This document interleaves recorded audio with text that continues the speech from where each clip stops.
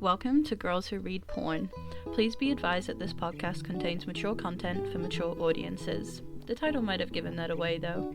We would also advise you triple check the trigger warnings of each book prior to the episode, and if it's not for you, we'll see you next week. Each episode includes major spoilers, so make sure you read the book, and don't say we didn't warn you. With all that in mind, on with the show. Hello everybody, and welcome back to another episode of Girls Who Read Porn. It's me, G, and I am here with Ola. Hey. And the lovely Betty. How are you? Hello, I'm good, thank you. How are you guys? I'm good. Good. I voted this morning. Congratulations. Ooh, we're voting tomorrow.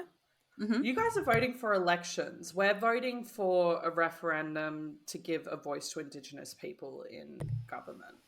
That sounds like it's going to be spicy in the media. Oh, mate, it's been interesting, to say the least. Boomers are coming in hot. They always do.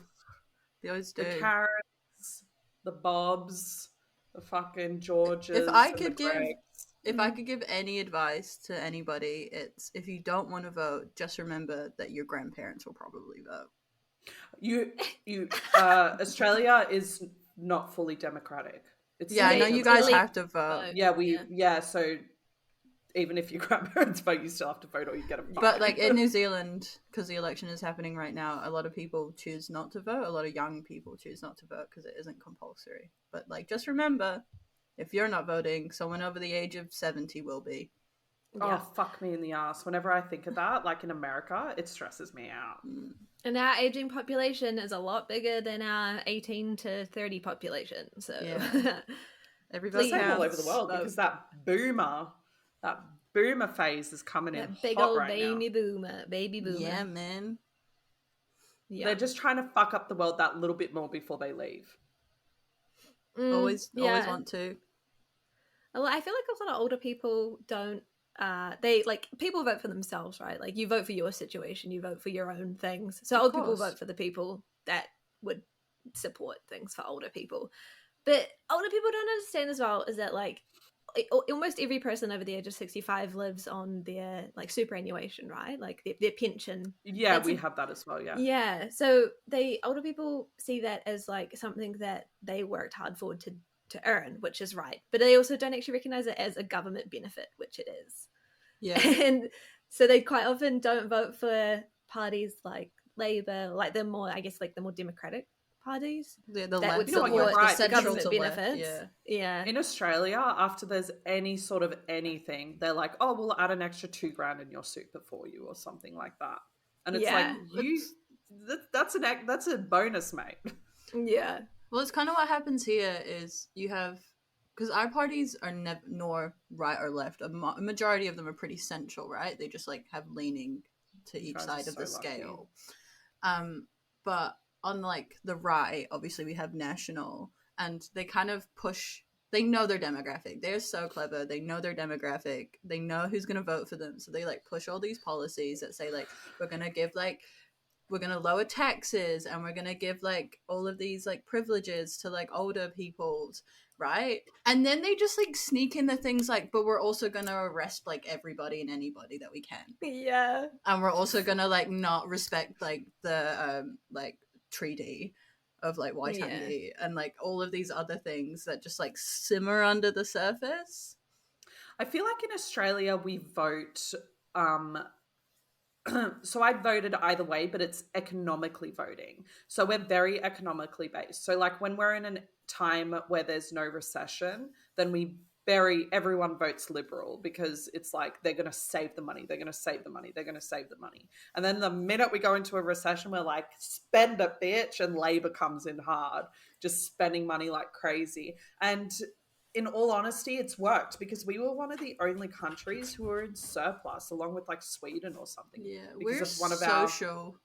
We are a social country, so a lot of our votes are always around like like queer rights, social policies. Yeah, but that's true. And you guys are so far ahead of everything else. Like you guys were the first country for women to vote in.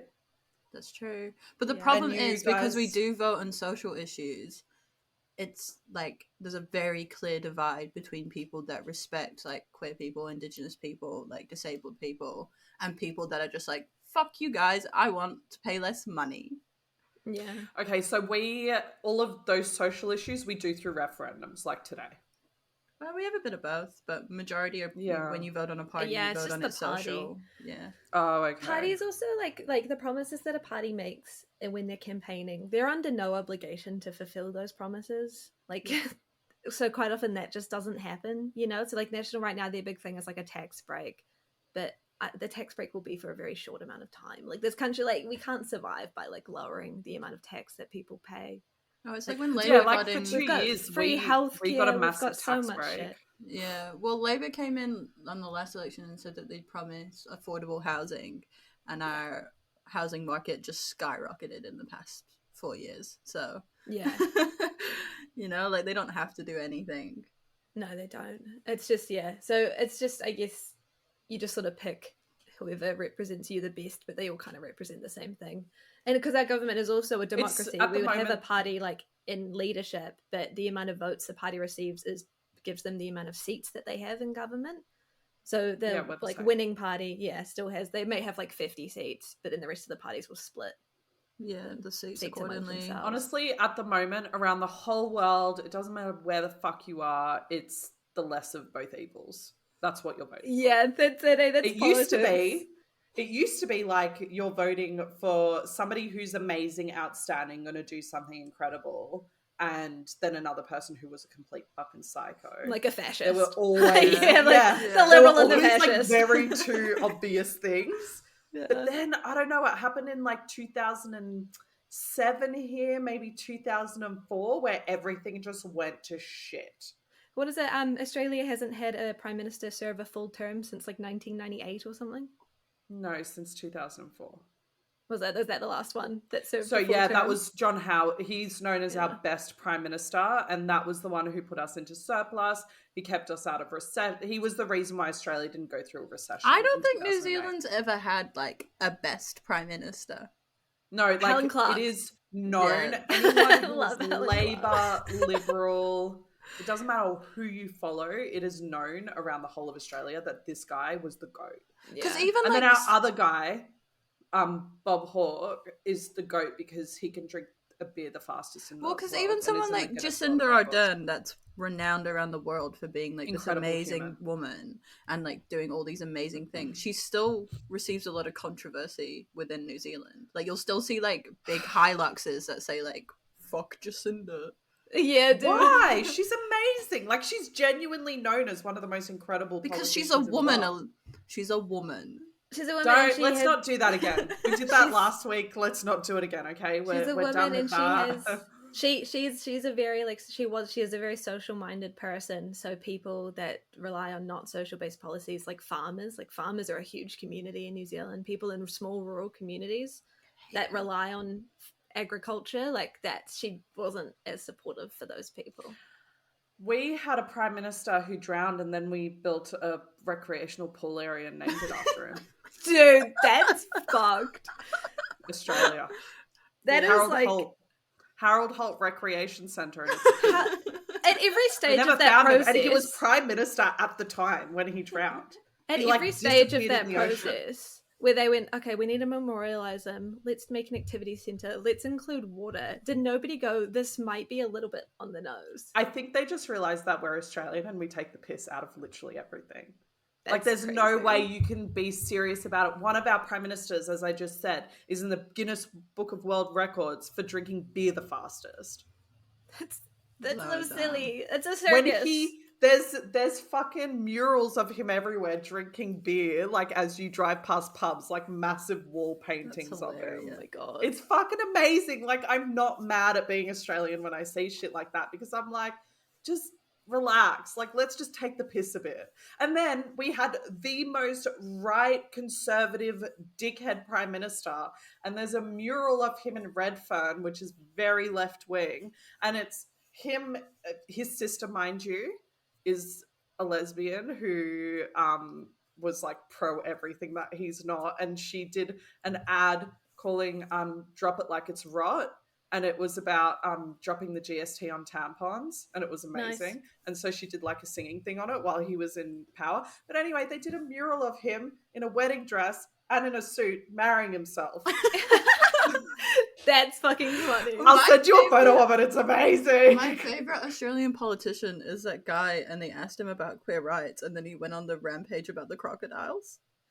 It was like everybody is like entitled to their proclivities, and he was like, but what I care about is that like 3 people in North Queensland die every year from crocodile attacks. Yeah, they really just don't care. Josh and I were talking about it this morning. I'm like, I don't even know why they bother with referendums. Like when we did the gay marriage one, it went through, and then 3 weeks later, nobody gave a shit.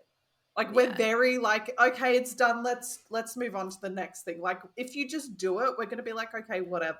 I lost a lot of referendum. They just made it legal. Yeah, I lost a lot of friends to that Australian referendum, the gay marriage, because I thought these people were like shared my same views, and then all of a sudden my Facebook was inundated with like vote no. And I was like, that's fucked. I was like, who are these people? Was it like people that you went to high school with and stuff? No, it was people. This sounds really cringy, but just go with it. It was people I met like playing video games online with, and we'd been friends for a really long time, and they were Australian. And then all of a sudden, when this referendum came out, they all started posting stuff on their Facebook, and I was like, I've been friends with these people forever. Anyway, nobody listens. So we're not girls who read politics. Come on, get to the porn. Okay, all right. So today we're going to be talking about From Lukov with Love by MARIANA ZAPATA. So we'll get started on our ratings.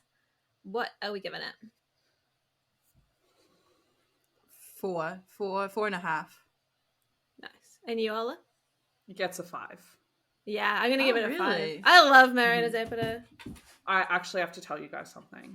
Wow. I finished it, and then I read The Wall of Winnipeg and Me, and now I'm in the middle of Culty.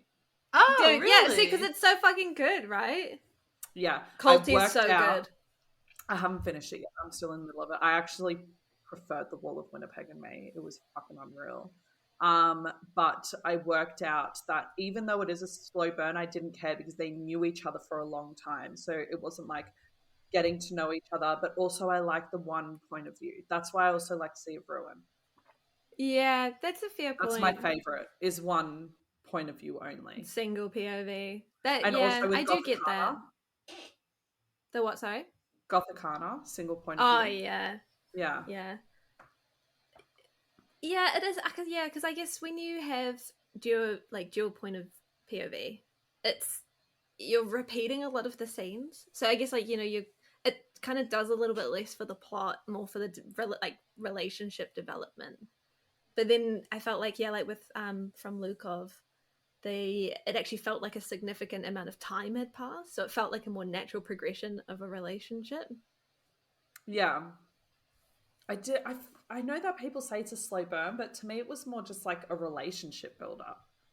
Yeah, that's the thing. Like technically, it is a slow burn in terms of sex, right? Because you only have like one sex scene normally in a MARIANA ZAPATA novel, or like one or two, right at the end. Because Betty was reading it and she was like, "I'm at 90%. They haven't fucked." And I was like, "Yeah, no, it was the last 6%." Yeah.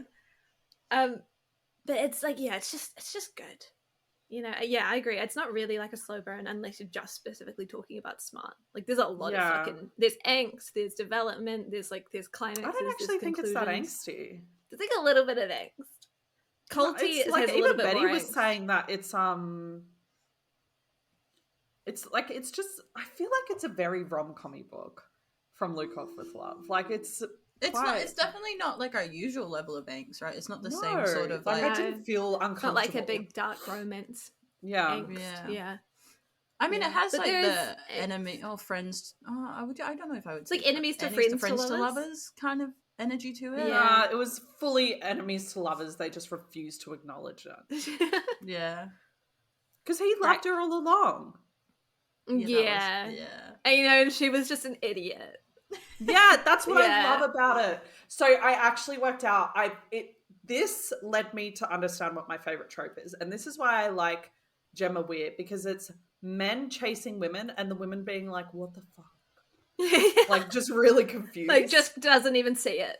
I know, like is completely like oblivious, and I love the obliviousness. I do like books when men fall first. Yes. That's my favorite. We were talking about it the other day, what our favorite tropes are. Mine are when men fall first and women are just like oblivious as fuck. I do love a good love a good What's that trope? women. That's just men fall first. What's the trope? Women oblivious as fuck. That's my favorite trope. I am really, really partial to a really good, like, psychotically obsessed woman, though. Women fall first, and they fall hard. They do. I keep forgetting her name. What's she called? Saffron Aitken. Yeah. All of her books are like that, where like the girls are like crazy, they're like stalking and doing real weird shit, and the guys are just like, who the fuck are you?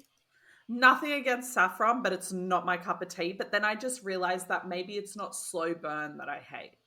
Like I went through a very big learning process with Mariana Zapata. I really was just like, I have bitched about slow burns for 2 fucking years on this podcast, and now I'm gonna come in with a 5-star. I gotta back myself up. Like you on the author that is known as the slowest burner.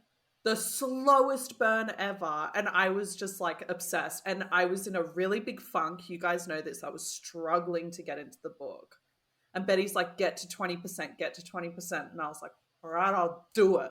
And I was like, don't watch Beckham anymore. Open the fucking book, bitch. And I got to 20% and I was like, fuck me. And then I literally stayed up like half the night. And I do not stay awake past 9 o'clock to read the next book. I paid for it. And mind you, it was $7 and it was better than fucking things we never got over. Well, it's probably longer too. Yeah. I definitely think 7%, 20% is like the crux. Like, I think it's when you get in. Because I think Mariana Zapata is really good at like the preamble, like the setting the scene, getting it ready for you to like just be able to concentrate on the characters and like the rest of the book. But sometimes it is kind of like a slog or a struggle to get through that point where you can then concentrate on the characters. I'm actually considering rereading The Wall of Winnipeg and Me this weekend, and I only read it a few days ago. That's how fucking good it is. I haven't read that seriously. One, but I do need to. It is beyond. I want to read all of it. I'm going. I don't get like. I will read our books in between. I'm going on a fucking mission. This is an author I would pay books for. Yeah. $7. Fine. Reasonable. I actually reasonable. I was thinking about buying, like, this is the book that I would buy like a hard copy of. I would buy this is one that I would. Book. Yeah. I would. Yeah. I would. I want that on my bookshelf. I have a whole collection hard copy. Isn't this fun that like we can do this to each other? We can be like, hey, read this book. And you're like, I have now found my most favorite author ever. Yeah. Yeah. And the thing is, G, you've done me a service because I would never, ever, ever read these books, but my favorite books this year, my 2 favorite books, whatever, the whole Mariana Zapata, but also Sea of Ruin are books that you've... Shit, yeah, man. Yeah, you've brought in my faves this year. The rest have been like... Oh, Mind Fucked was really good. I can't remember anything else. Fair enough. I can't remember anything else. I think it's because I still read normal books as well. So I read a lot of books that that don't get recommended by like they're not all smutty. I just clicked. It's we're a tad abnormal. Yeah. So I don't just look at books but I don't actually trust getting recommended books from the smut community anymore. Like I just don't trust it. So I don't use that at all anymore. So now I just find books the way I would find normal books.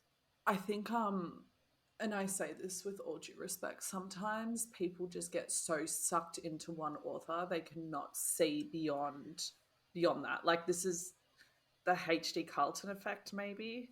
Yeah, I was thinking about it too. Like if you know, like we were talking about like the same few books get like recycled on TikTok over and over. You can't even trust that the people that are recommending them like them because they're doing it to get views. It's not, it's not. It's a wee bit different, And only Marina on Goodreads we trust. Yeah. One star universal. She gave 5 stars the other day, and it was to Elsie Silver. Really? Nice. Flawless or I love Flawless. Yes, she gave 5 stars and she's like the best fucking read. It is a really good read. I only read the one that we did for the podcast. I want to read the other one. Me too. Did we read I hated the dairy thing. Heartless, I hated the dairy thing. The dairy thing? The milk. That's right, the milk. I think forgot about the milk. I can't even talk about. No, I like that in books, right? I like when people like talk about the silly aspects of like if you're going to be famous for example, there's always going to be like a little bit of silliness to your life. So to offend, like, it makes sense, right? To say something and offend a bunch of dairy farmers and like nearly get cancelled. Like, that's how the internet works. Dude, if we actually ever got like famous, we could be pulled apart. So we would offend so many people, so many communities. I've actually thought about this. Dude, keeps me up at night. No, I'm not even kidding. This has been a problem because I don't know what the fuck happened. Like the day that I landed, for some reason, 1 billion people found us. And like we're almost doubling in listens within like from 1 month to the next. We're like, I'm like, who posted something? So now I'm really scared. And we got this beautiful message the other week. That was lovely. Yeah, that was so nice. So like now people are messaging us being like, you know, we love you. And it's happened before, but like this message, I don't know what happened. Like it all hit us pretty hard. Yeah, I cried. And I message her still. We have our own little book club going on now. Nice. But anyway, yeah, no, she's beautiful. But yeah, like this is happening and we're just sitting there going, and is there somebody on the other end of this? Like, hello. Yeah. I do, because I forget about it because I'm just looking at your faces. Like I just talk to you. I just talk to you guys. Yeah. I think the worst part is like the fact I say a lot of things to possibly antagonize and be quite facetious. Antagonize who? You specifically. But the problem is, can you see that smiley face, my rude finger smiley face thing going on? Oh my god, that's for you. I think if you were to clip everything that I said in an antagonizing fashion, I would come across as an awful person on the internet. And a lot of people probably don't understand why I put up with it, but you have to understand that I'm obsessed with Betty and I just really want to lick her face. Oh god. That's gross. I love you. Oh my god. I love you. I'm never going to let you leave my life. You can block me, I'll find you. Betty feels grateful you're like in another country right now. There's a sea separating you guys. You might have to, because I might be like ultimately cancelled for being a bit of a dick. It's not happening. I refuse. Yeah. Maybe I should clip it together myself, you know, get ahead of the curve. You know, like when someone says they're going to release your sex tape, so you release it first. Stop being such a negative Nancy. This is why you had that bad review. Stop it. We could release a clip of Betty being negative in response to the bad review. Oh, because that's funny. Should we talk about the book? What's the blurb? Yeah, do you want me to read out the blurb? Yes, please. Yeah, we're like 26 minutes in. Okay. Mind you, the first like 10 minutes. Oh my god, I just started to read it and you just started talking straight away. This is why we can't get anything done. All right. If someone were to ask Jasmine Santos to describe the last few years of her life with a single word, it would definitely be a 4-letter one. After 17 years and countless broken bones and broken promises, she knows her window to compete in figure skating is coming to a close. But when the offer of a lifetime comes in from an arrogant idiot she spent the last decade dreaming about pushing in the way of a moving bus, Jasmine might have to reconsider everything, including Ivan Lukov. It's so nice. It's so nice. I fucking love it, Enemies to Lovers, and nearly all of her books are Enemies to Lovers. But they're but I think they peg me as the most realistic enemies to lovers you can get. Yes. Yeah. I used to have a friend like that. Where it was like, I hate you. Well, it was actually a friend's brother where I was like, I hate him so much. And he would just be like, you're all right, dumpling or fat shit, or whatever the fuck you call me. And I'm like, can you land a crow on that nose? Because he had a really long nose. So like, yeah. And then we ended up being friends and now we're friends. Nice. I think, well, since we're getting into favorite parts, I'm going to start. I think the favorite part about this book was, I'm not an athlete, never been an athlete, right? Shocking. Fuck off. But I feel like this is a really good rendition of what it must feel like to be an athlete, to suffer daily, right? To put so much effort in and commitment to something, but also lose a lot of stuff at the same time. Do you know what's amazing about you choosing this book? I don't know if it's come out in Netflix in New Zealand, but there is a show, a movie, a documentary about Australian ice skaters Katya and Henry that just came out. Have you watched it? No, I haven't seen it, but I want to see it. Oh my God. And it just literally made me like, you have to watch it and then you'll know what I mean. Like it literally just adds up. But obviously the real life story is way more fucked and depressing. But like, and it tells it literally the way that she was speaking about it in the book, it immediately like led me to that documentary. But what I really loved about it is it wasn't, in my opinion, it didn't feel like these feelings were over dramatized, right? Like, because sometimes in novels, when someone's going through an experience, it can be like amped up for like the drama and the crisis factor. But it felt genuinely so real, the struggles that she was going through and the personal conflict, and like her resolution was her own. Like, I know obviously he was involved, like Ivan was involved in it, but it still felt like she came to a majority of those resolutions and like move past that, like, I don't know, like grieving process of what her life could have been, like by herself, which I thought was really important for the story. Like, it was her story, like it was her world, Ivan was just living in it. Yeah, I liked that too. The one thing I didn't like about it, actually. What? That it was her world and Ivan was living in it, because she was having all these crazy dramas and his life was just normal. He was just hanging out. He was just like hanging out on the side, and I was like, how can one person have that much drama and the other guy is just like, you want to because he had a lot of privilege, right? Like that was a difference. Like he was rich, he had been figure skating since he was 3 years old, like he had more trainers and choreographers and like all of these other things that she wasn't entitled to. His grandfather or something, you know what I mean? Because he was having that like little bit of conflict. Like it could have just been, oh, with the grandfather, with the grandfather or something. That was weird that like she mentioned that and then it just didn't. Yeah, it just disappeared. That's the thing that I didn't like. So I've already done my don't like bit. Okay. Have you done your like bit? Yeah, well, I really liked that it was first person point of view, one point of view. That was like my favorite thing about it. But also, I just really like the enemies to lovers, the way that it progressed. Yeah, like they had to make it work. I thought it was like pretty amazing. And I hated and I loved this scene when they got naked. I love that scene. The reason why I hated it is because I thought it was really fucking weird to put in a book. But the reason why I loved it is because I liked how he dealt with her feelings about it. That would be my favorite sex scene. Because there's only one sex scene, but that's my favorite sex scene. It's not a sex scene at all. But I think it was so beautiful. And so... her misunderstanding, his like, when he's like, let's just get this over and done with. It was just so... It was so sweet. Like, it was so sweet. It was so normal.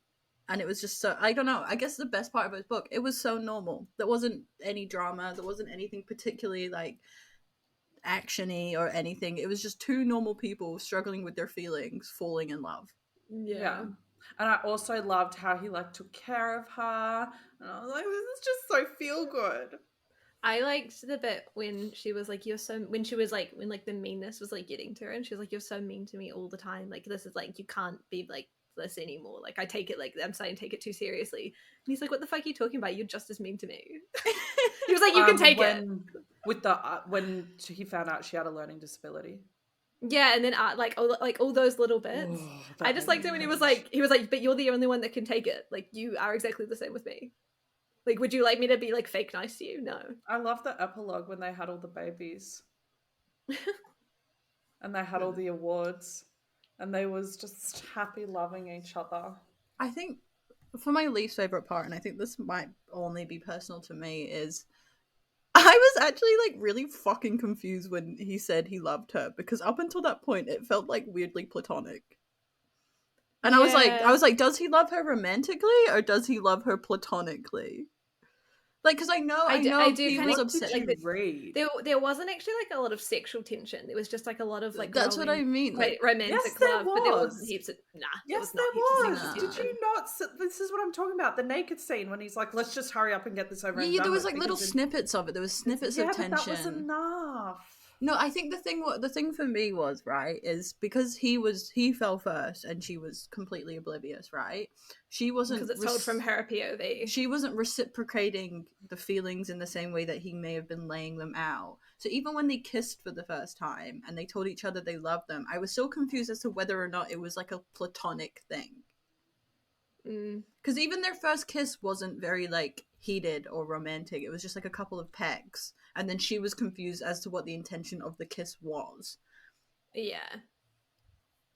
Okay. Yeah, which still can be, like, quite, I'm not, like, it's not necessarily a bad thing. Like, it can still be quite sweet to, like, love somebody in both a platonic and a romantic way, and that be, like, the same thing for somebody. But I was confused as to, I was like, how are they going to include a smut scene? Because I'm pretty sure they're still just friends, and we're 90% of the way through the book. I don't even know what my least favorite part was. I do agree with what you said, Betty, because I did find, because it was told from her POV and because it was very much like not focused, like she was so focused on ice skating that she didn't, like, you know, it would say like little brief snippets being like oh my god, why is he so like perfect or beautiful, her kind of being like, you know, like frustrated about it. But it didn't really feel like sexual tension. It just sort of felt like just stating like a fact. Yeah.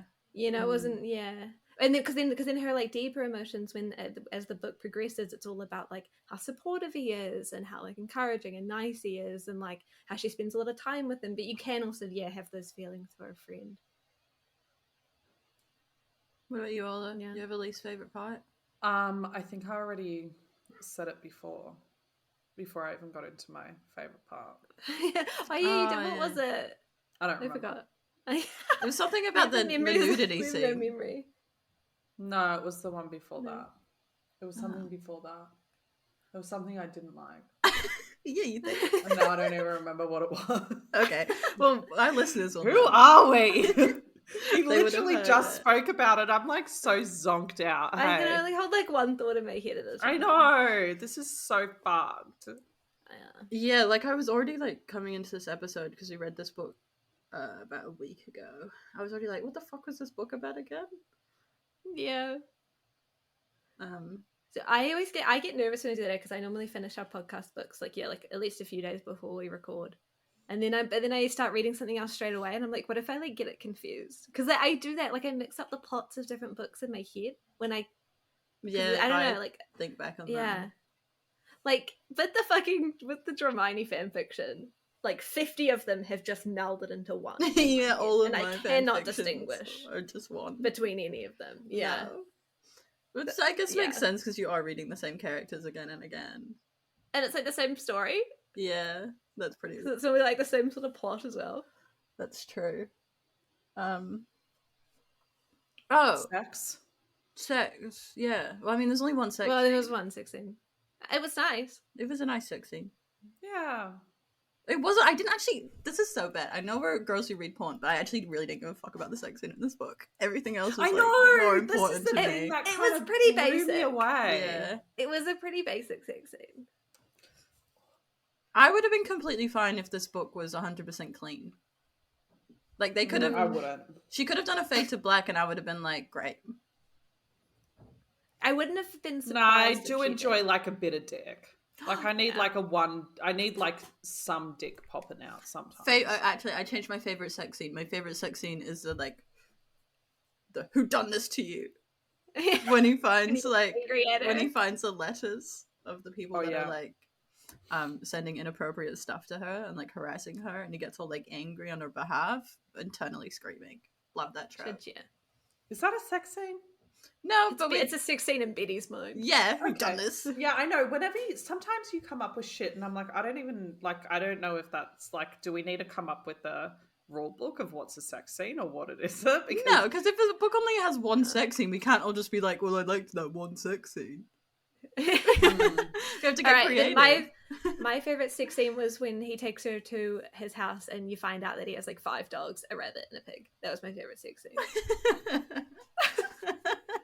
Because it was the first time that she realized that he was actually like human. Mine was when she got drunk and got into bed with him and he had a massive bazona up her ass. Nice. That's more sex scene than both of yours combined. Yeah. Are you kidding me? If a man saw me crying and was like, who done this to you? Folded. Knees weak.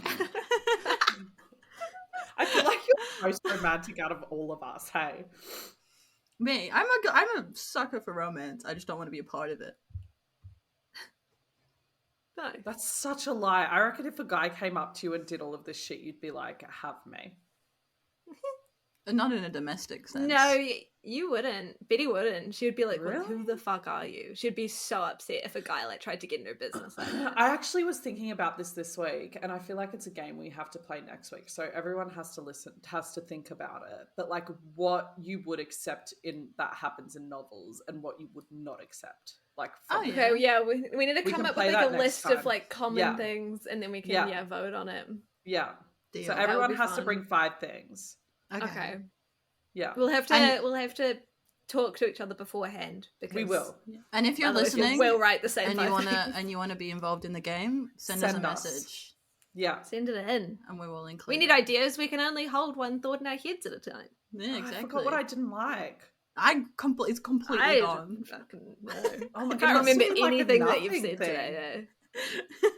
I can't either of you. I can't remember either of your least favorite or favorite parts. I don't know what's heavy. I can't remember my least favorite. I don't remember my favorite part actually anymore. I remember my favorite sex scene apparently. I wanted to bring something on the podcast, but I don't know if you guys have seen it. So basically, yeah. So I'll give you the context for people that might have not seen it. So we had girl math, which is basically like how to make purchases cheaper and ultimately justify expensive purchases. Then we had boy math, which is girls making fun of boys for like silly reasons. Nothing like very nothing violent or rude or anything. Just poking fun. Just poking fun at boys, like saying that like they don't have enough money to take you for dinner, but then like going out and spending like $100 on the pub or something, like just silly, like it's nothing. Okay, can I too just egregious? Mum and Dad math came out, and there was a whole thing of just immigrant kids putting it in, and there was one that I've never felt so like I felt it in my soul, and it was like your mum asking you to go choose a belt. And I was like, being an immigrant child is like it's the same. It's the same for all of us. Like, we're not alone.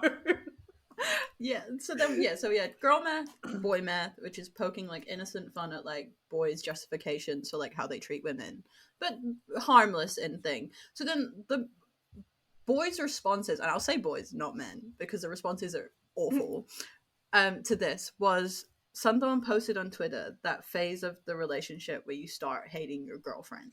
Can I say one of them, which I read, and I actually thought it was really funny? And it was like, she messaged him going, how's your day? And he was like, better before you texted me. Like, that's what he was thinking. Yeah. That's when you know you hate your girlfriend. Right. It was so weird. Like, it spiraled from this, like, generation of, like, girl myth, boy myth, cutesy, kind of fun, just spiraled into just horrific examples of like abusive relationships. Right. And it was like, and they would post things like when you make your girlfriend cry and you have to like hide your smile because her tears make you happy. Oh no, like, I didn't hear those. Yeah, like a real. This was funny ones. So fucked up. Right. Dude, I've watched like some of like it was like greatest hits of this like Twitter thread, like people fucking posting TikToks and shit about it, and it's like when you like fantasize about killing your girlfriend, like shit like that. Yeah, it like devolved. Oh no, I so saw ones like it devolved so quickly. Where you sent her, "I wish you were her," and then you realize that that's what you meant to say, and it wasn't an autocorrect.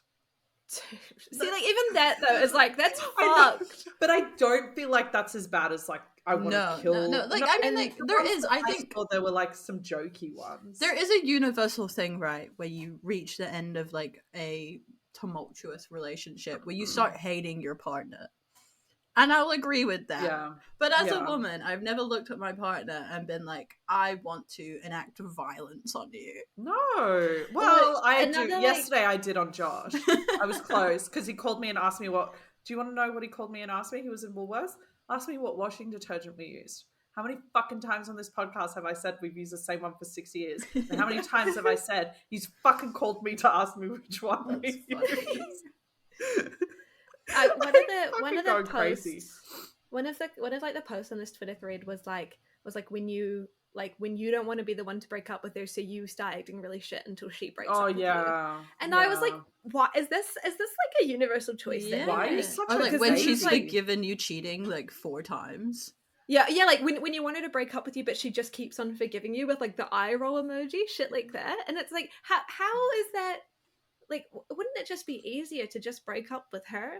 Like, But I don't get it either. That is the definition to me. I don't care if you're a guy or a girl, you're a little bitch. But I don't get it because I refuse to be broken up with. I will forever do the breaking up. I will never. I've never been broken up with. One day somebody's going to shock you. No, I've never been broken up with, and I am not starting now. It just seems so weird that like when it's guys... an important thing to go through. No, it's one of the, you know, like, okay, this is gonna. I feel like it's something that you have to go through. I feel like I'm about to make like a pretty big leap of like conjecture, but just like keep that in mind, right? Like, so you started acting shit because for some reason you just cannot break up with her. Like in your mind, you can't be the one to break up with her. Yeah. And then, you know, like when you watch true crime documentaries and they're like, well, the relationship just fell apart. So then they like murder their wife. And it's like, well, why don't you just fucking divorce them? You know, like I feel like it's like the same thing. Yeah. Like, why is this so, like, why is this an extreme response? I'm glad that you gave us like a pre-context to that because you just went from 0 to fucking 100. But in my mind, it's the same reasoning, isn't it? I'm gonna be so much, I'm gonna make you go through something terrible because for some reason I can't do this action. That's what I don't responsibility understand. For this action. Why can't you just break up with them? What is stopping you? Ultimately, the person doing the breaking up has more power than the person being broken up with. Yeah, so it's like, why do you have to put them through hell? Probably because in order of guilt. to get them to break up with you. Like, I think it's a really lot of weird. it is guilt because they feel this way and then they want it to be validated by the other person. They want it to be like the other person's fault, Yeah. But then it's like, you do Betty shit is not that's in like that real fucking crap. row though. Betty is not even in that column or even on that spreadsheet. Okay? She's on another fucking planet. I don't think it's fair to stay with somebody if you know that you don't want to be with them. I agree.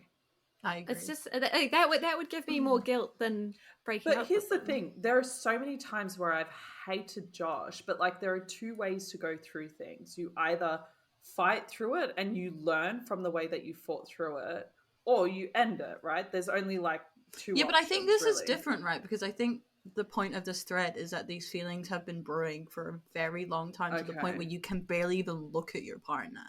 But like for some reason, them you won't break up with them. Yeah, them being a part of your day makes it worse. Like having to speak to them, having to spend time with them is like an inconvenience to you. At that point, I think you're somebody once told me that if you go to bed happy, even after, like happy that person is in your bed with you, even after a huge argument, no matter what happened that day, then stick to it. But if you don't, then that's it. Yeah, well, this is what this thread is kind of explaining. It's like these people are going to bed, rolling over, looking at their partner, being like, "Fuck, man, I hate you." Like, I just don't get it. Sad. But the thing is, it's like, how did it devolve from like silly girl math to silly poke fun at boys for having weird reasoning in relationship to I want to kill my girlfriend? Dude, that's an extreme example because I've seen other examples which are just like, but they're all, I said, they're all relatively like enacted. They're cruel. That's what I mean. Like, but they're more cruel than anything a girl. It's like when you buy something with cash. Like even in the boy math trend, it was just like when you refuse to use a condom, but like you can't afford to have a kid. Like, you know what I mean? Like that's boy not math. Like boy math, but like the phase of when you slowly start hating your girlfriend is like so wild. It's like, can we no longer poke fun at ourselves? I feel like when the phase comes out of girls hating their boyfriends, it's going to be so much fucking worse. Well, I've already seen it. It's already come out, and it's not that bad. It's just not yet, but some girls can be vicious and vile. But I just don't think we have the mentality to enact violence in the same sense. No. I don't think violence, but like I know, for example, someone, like one of my girlfriends, she really fucking disliked this guy. I got this idea from her. I did it with one of my exes as well, but she would like fuck with him and she'd still like his pillowcases and stuff when they were breaking up. And but that's still silly. That's not the same as like that's someone forcing you to make like, you cry. Like a guy wanting to make you cry because it like pleases him to see you upset. Yeah, there were like lots of posts as well that's about like sadistic as fuck. When you realize you hate your girlfriend but you just keep her around so you can use her body, shit like that. Yeah, like women don't think like that. They don't think, they just think like, oh my god, like, you know, like, even if I was to say, like, when you keep your boyfriend around because you need someone to, like, fix your car, it's still, like, not the same as, like, using someone's body, you know? Like, even our equivalents are never going to be as bad. Would be equivalent to, like, cooking. Like, keeping your girlfriend around because she cooks well. Yeah, it's because she cleans up after you. It's like, different to, like, using something. You know what I mean? Like, it's just, it's like... But, like, why would you post it? Because, like, they forget that, like, the internet lasts forever, right? So every time you get a new partner, or if you have a current partner, imagine you're just, like, scrolling through Twitter and they see you, like, posting this fuck shit. Like, you ruined your life because what? You want to do a trend? Do you know what? We always talk about how women, like, if you have a friend breakup, how women are just, like, so much more catty and shit like that. But now that I think about it, like right in this moment, when I think about some of the shit that my exes did to me when we broke up, that I excused, that I didn't excuse from other women doing to me. And I'm like, oh, it's just because we were breaking up or this and that. But it's like, I was angrier at the woman doing it than at a man doing it to me. Because, I think we've talked about this before. Because you expect it from men, but you don't expect it from women. Yeah, you intrinsically, like, you know, because... we relate more to women, right? Because we identify as women. So, you know, you can see yourself in that woman and you feel like they can see you maybe a little bit more than a man would be able to. So it hurts a bit more. Yeah. But it's the same shit. There's a lot of like stereotypes, and one of, like, you're right, one of those is like quite a big stereotype that women are really catty. You know, like they say things that are really mean, or they held grudges for a lot longer. And there's that also, like, these stereotypes, like, aren't created by women, they're created by men. And there's another really popular one. Yeah, that women bitch. I have literally men gossip more than women. Don't even fucking get me started on the shit that Josh brings. And they generally say things that are a lot meaner, like, much meaner. But they're not taken as seriously. No, so and I've literally been like, if somebody said that to me, I would pass out. There's another really popular stereotype, which is that women talk more than men do, right? Women talk a lot more. They, like, you know, like, there was like some weird statistic where it was like men on average say like 500 words a day and women say like 1,000, which is just 100% not true. There was a study done, and it was like a women's psychology class, and she recorded all of her lectures and like counted the amount of times men and women spoke. And then at the end of like the year, she asked her students to project to estimate how much of like the like verbal space men and women occupied. And so when men thought that women were dominating the conversation, women were only speaking 30% of the time. When they thought that women and men were speaking equally, women were only speaking 15% of the time. Oh my God. So our internal bias has led us to believe that women speak more than men, when in reality they're speaking so much less. Oh my God. And half the time men are just talking shit. It's okay. We're making up for the lack of times that women are speaking by going off on this podcast. Yeah. Okay, what was your I have game, a game. Ola? Go on. Yeah, I have a game. Is it considered cheating? Oh my God. Oh God, this is going to be risky. Okay, so I'm going to give you guys... You've got like a shit-eating grin. We're going to... You're all mischievous right now. I'm going to start off with some easy ones, and then we're going to go deeper in. Okay. Oh my God. Okay. Is it cheating to kiss someone else on the cheek? No. Is it cheating to kiss someone else on the lips? Yes. I think that's situation dependent. What's the situation where it's okay? If your partner's present... If you're straight and you kiss another straight person? Like a woman on the lips? Yeah. I don't know. Okay. Is it cheating to lose focus and have a consensual workplace relationship? Yeah. Work wives and work husbands are another fucking level. Yeah. I think Josh has a work wife. Was this that woman, the one that calls him Joshy? See, I what I'm can't saying talk about it yet, because this has been actually a situation in this house. I mean, I don't think I'd leave somebody, but I would be like, you're crossing a boundary. Why'd you need a work wife? But I don't think it's him. It's her. It wouldn't feel good, would it? Yeah. This is the thing. I know it's not him because he's too fucking stupid. It's her. He's the oblivious woman. She fell first. He's fully just like, No, but he's literally, if he was going to cheat on me, I'd have to organize it. It's true. You have to like pencil it in. Yeah. You have to call around and find someone. That was really funny. Well, you know how, okay, he's so smart when it comes to work. We've spoken about this, but he's a dumbass literally anywhere else. Like, Fair enough. and he has like, I have to, our calendar is literally just me trying to like keep him on track in his life. Silly. Dude. And he always says, he's like, you know, if I get bored, I'll just like bring out your other personalities by saying something to piss you off. Like, oh my God. Yeah, like, but it's true because I have like 50 million. Like, he'll keep me hungry for an extra hour and then things get interesting. Like, is it cheating to keep your dating apps and swipe through them when you're bored but not message anyone? I think a lot of these questions rely on consent of your partner, right? I wouldn't feel comfortable I would feel like it. that's cheating. But if your partner knew about it and they didn't care, let's imagine that they don't. Imagine it's your pricing. Okay. Yeah, you probably shouldn't do that. No. Yeah. Is it cheating to actually message people on dating apps? Yeah. I love it when they're like, I'm just on here to make friends. Like, fuck off. Like Bumble. People are like, I joined Bumble to make friends. Shut up. Like, you're a liar. Is casually flirting with the cute barista cheating? No. That's just like an involuntary reaction, eh? But it's also like healthy to keep it like, you know, I think it's like a healthy thing. Yeah. Also, I feel like sometimes I just instinctively flirt because that's like, I like can't not. I don't know like how to not. Yeah, if someone's flirting with you, you just kind of flirt back.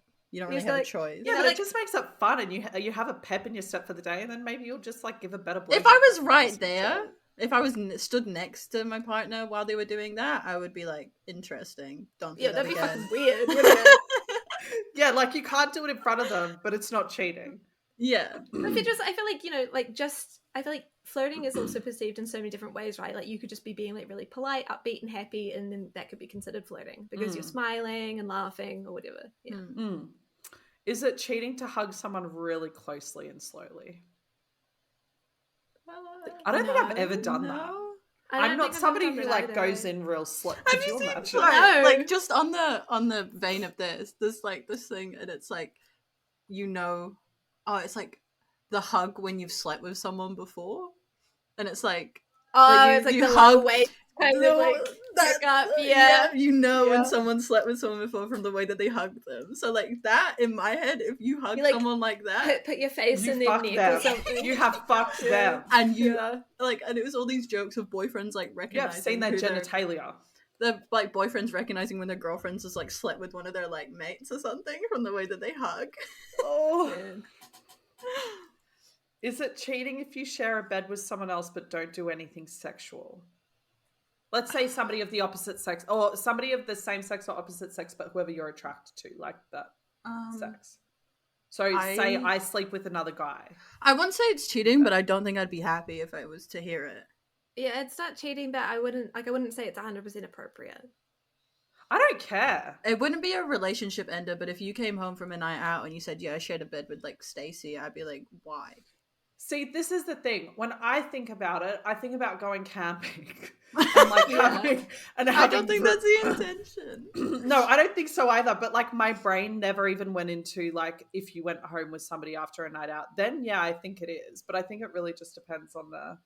And it depends, I guess, on like how well you know the other person. If they've been friends since they were like children. If it's just like a mutual friend of yours, like you know the other person well. Yeah, that's different. Like if it was, if like my partner had like grew up with this person, then I would be like, oh, okay, whatever. Like, because you know, like they've been friends like 20 years or something, then that's different. But if it's just like if they were like one of my friends, like if you like if either of you slept in a bed with Dane, I would just be like, move over. I wanted to. Like, you know, like I wouldn't. Yes, I wouldn't be weirded out. out. I would be the same. Yeah. Is writing a love song for someone else and serenading them with it cheating? No, but it's breakup material.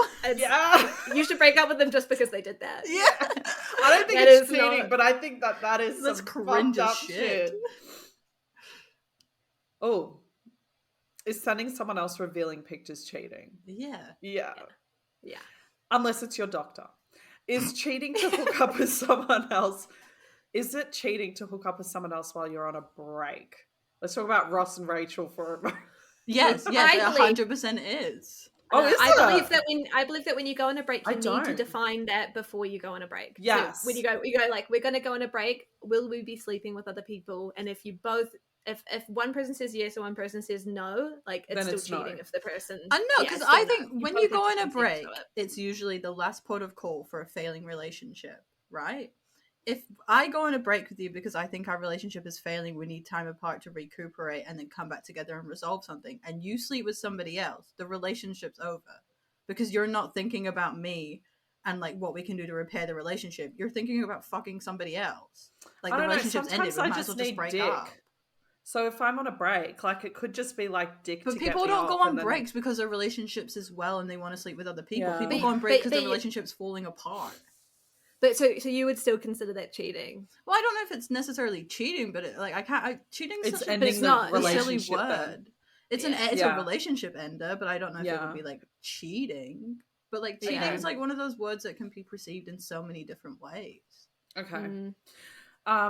Is hanging out with your ex without telling your partner cheating? I mean, like, no, but it's not fucking like, right. Yeah, it's not cheating, but don't do it. Yeah. Like that, like, I it's kind of like a lot of these fall into the category. A lot of these fall into the category of like, no, it's not technically cheating, but if you did it, it would hurt your partner, right? Yeah. Like if they find out, it would hurt them. It's just like, yeah. Oh, is it cheating to take someone else as your date to a wedding? I would need context. As long as your partner is consenting to it. Yeah. You know, like you take like a friend date instead of them. Maybe your partner doesn't want to go. You know, just because they say it's a date doesn't mean you're going as a couple. You could just be going as one. Go on. I can't. Is it having sex with someone else considered cheating? Yeah, obviously. Yes. Unless you're in unless you're like an ethically non-monogamous. Like... Yeah. This one these next two made me fucking laugh. Is watching porn cheating? No. Is working on an erotic fan fiction with a writing partner cheating? No. Is getting a hickey from someone else cheating? Yes. Yeah. And that's why are you getting a hickey? Who gives hickey at 14? What the fuck? God. Is holding hands with someone else cheating? No. Depends who they're holding hands with. Like if you're holding hands with your ex. I hold hands with a lot of It's not cheating, but it's I wouldn't be happy. No. It's one of those things, eh? No, well, I hold hands with like my best friends and stuff like that, even if they're guys. Like if we're in like a really fucked situation where we're stressed about something, whatever. Like I remember once in the back of a cab, I was holding onto his hand for dear life because I was so fucking stressed. But to me, it was. But I think like cheating's about the intention, is it not? Yeah, like, I agree. Yeah, like if you're holding hands because like you find someone really attractive, like that's kind of cheating. Not just that, like you like them and you like they're like your comfort, you know, you're comfortable with comfort. Them. Yeah. Is sliding into someone else's DMs cheating? Yes. Depends on what you're asking. Well, sliding just means like you're trying to. What makeup do you use? Yeah, like what if you're just like messing them and you're like, where did you get your top? Like, you know, that's okay. Is it cheating if you kiss someone else but tell your partner about it right away? Yeah, it's still cheating whether you own up to it or not.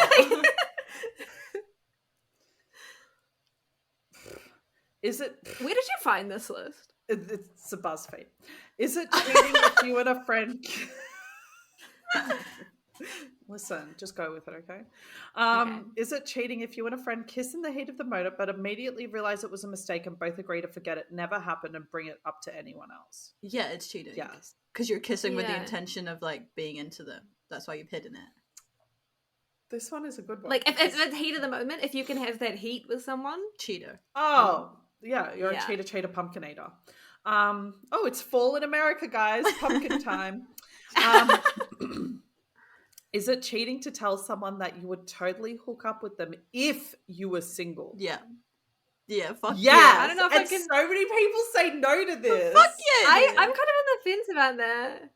Because you haven't actually done anything. Yeah, but you tell somebody. You're saying, If you say I would fuck but you're saying like I won't be cheating. That's what you're saying. You're essentially saying like but you're thinking about it. It's like emotional cheating. You're thinking about it. It's emotional. That's what I was thinking as well, but it's in your brain, mate. It's in there. Control your brain. No, but you can keep it inside. Like if you want to fuck somebody else, don't tell anybody. Yeah, you don't have to say it out loud. Yeah. Okay, no, I get that. Like I want to fuck. Like I don't have a problem with my partner finding other people attractive. I have a problem when they tell other people they're attractive. Yeah. Because you don't need to do that. Is exchanging flirty texts with someone else cheating? It's like emotional cheating, I think. I don't know if it's just like, I'll just be angry if I found out that they were doing that.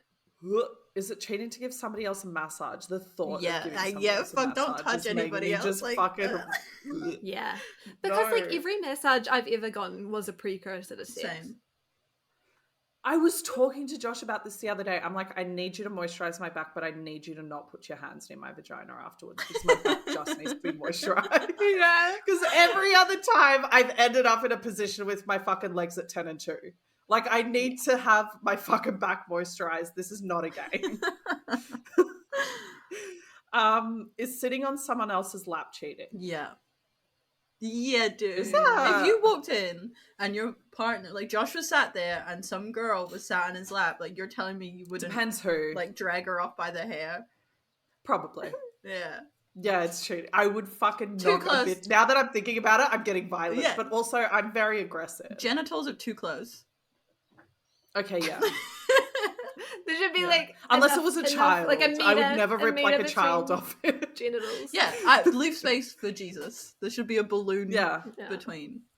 Yeah.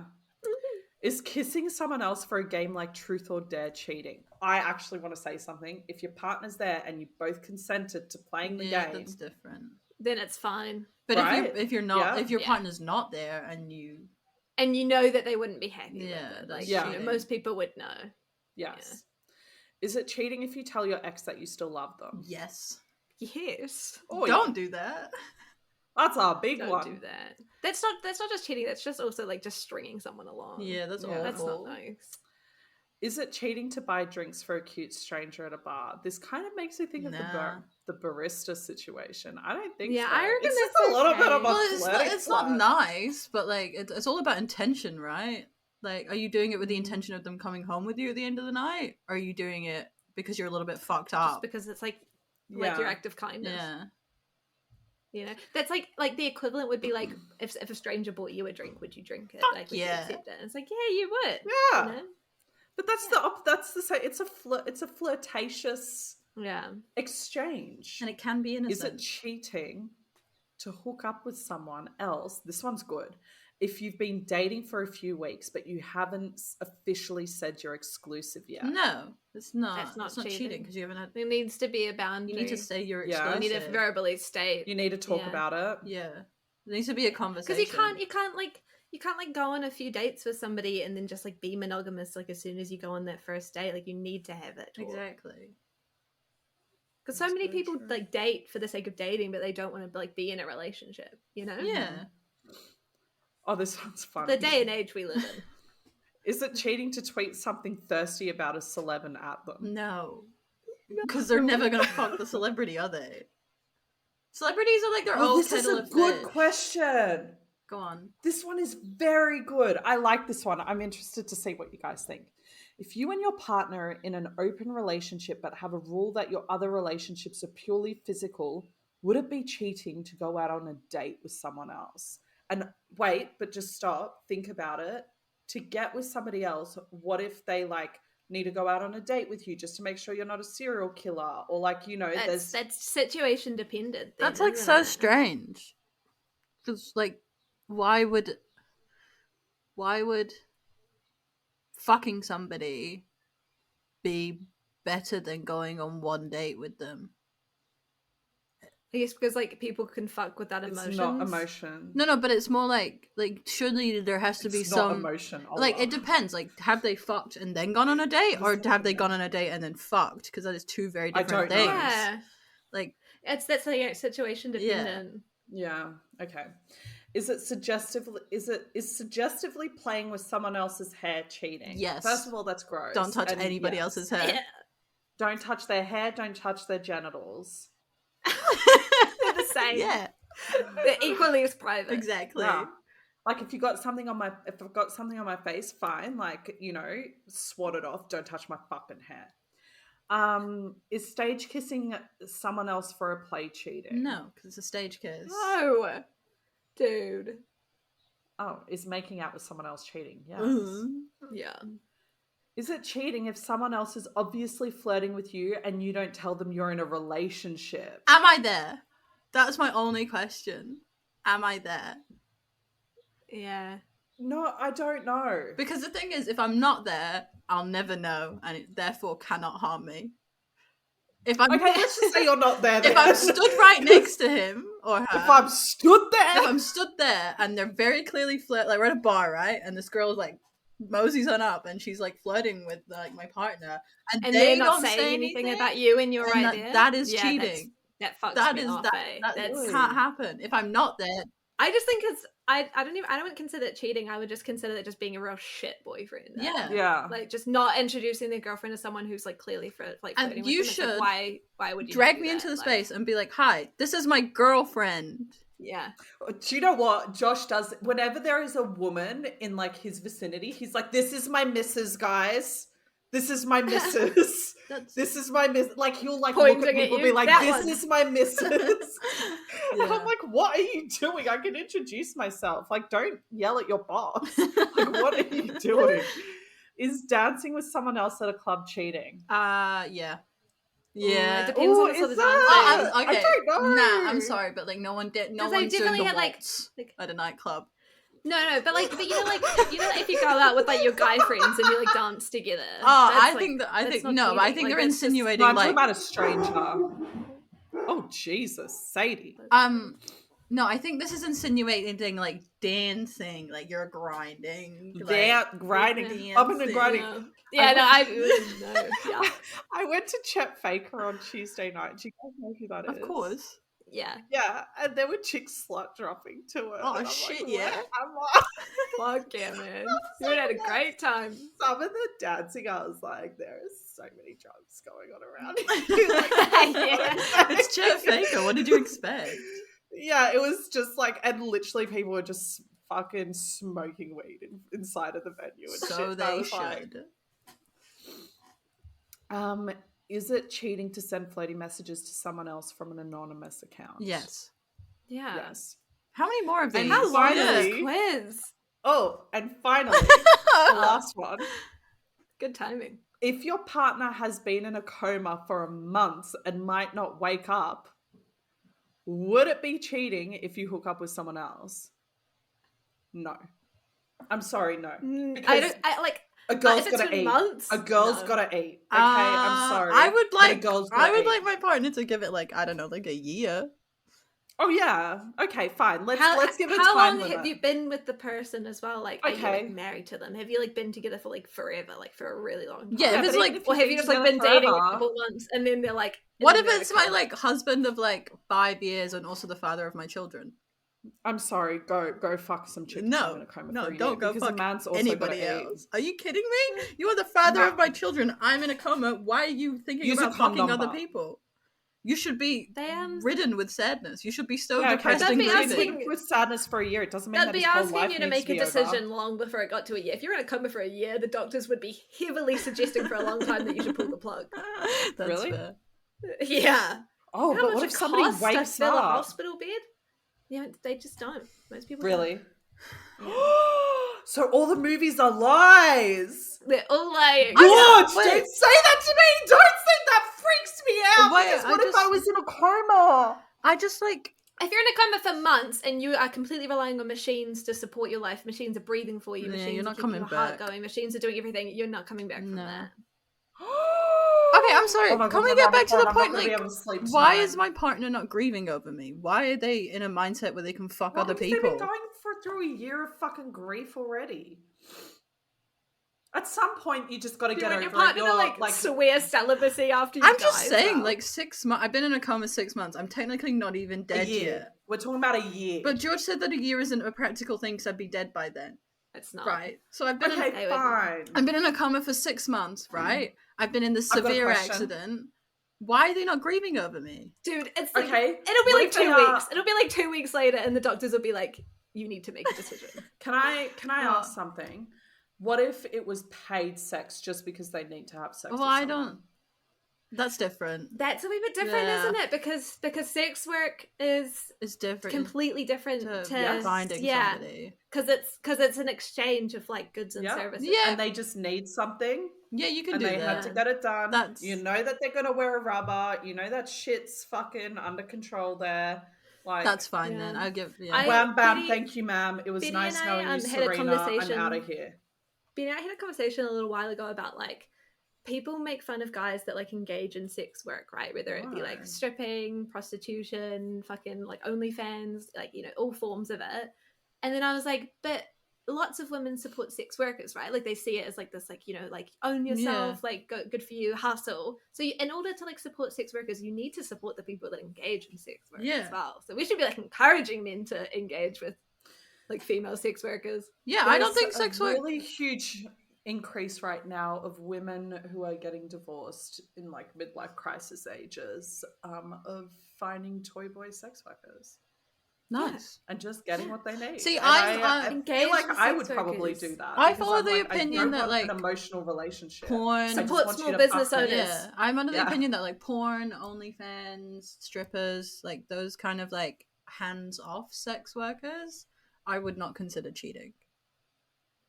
Yeah, because I'm conflicted about like hands-on sex workers.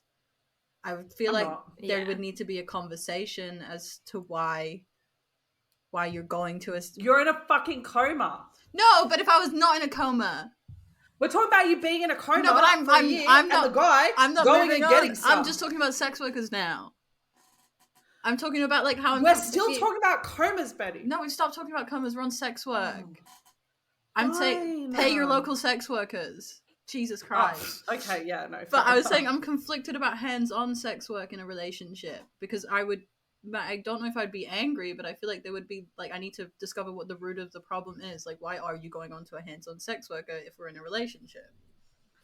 Yeah, but the only time where it would be okay for me is if I'm in a coma for a year. This is the point that I'm trying to make. Do you think like maybe in like relationships where people have different sex drives, like they still love each other, but they just... Well, they would definitely... I feel like it would be cheating if consent wasn't given. Yeah, there would have to be. Yeah. Or if maybe they had an agreement that the other person... Yeah, if you have a piss kink, go and find somebody else, mate. Go and pay somebody. Yeah. Yeah, fuck me. Yeah. Or shit, you're like... And honestly, I wouldn't really care. I would just be like, okay, well, you know, go do your thing. And then come back to me when you're ready to have vanilla time. But not that I'm vanilla, but I'm just saying if that was the... If it was, Yeah. Moral of the story. Yeah. pay your sex workers. Pay your sex workers. And talk to your partner. And consent, yeah. All right. Yeah. What do we do? So that was my game. Yeah. Love it. So, wait, what was the game that we were meant to play next time? Because I already forgot, so that we can remind the people. Things like common tropes that we would... Like, what things like men saying and doing in romance books that we would actually it's such in real life. Or not agree to. Yeah, so... Yeah. Fiction versus real life men. Yeah. All right. We need to wrap this up. Who's on next week? We're talking to Shayla Black, and she is re-releasing Tempt Me with Darkness. So we'll see you there. Do we have it yet? Next episode. Oh, yeah, I've got it. I'm reading it now. Oh, that's exciting. I can't wait. Yeah. Goodbye. Right. Bye, guys. Gotcha. Bye. Thank you for listening to Girls Who Read Porn. Follow us at Girls Who Read Pod on Twitter, Instagram, and Facebook. And for all business inquiries, please send us an email on girlswhoreadporn@gmail.com. Art created by Jessica Wanney, and music made by Dane Forgy Stevens. See you next week, and stay smutty, team.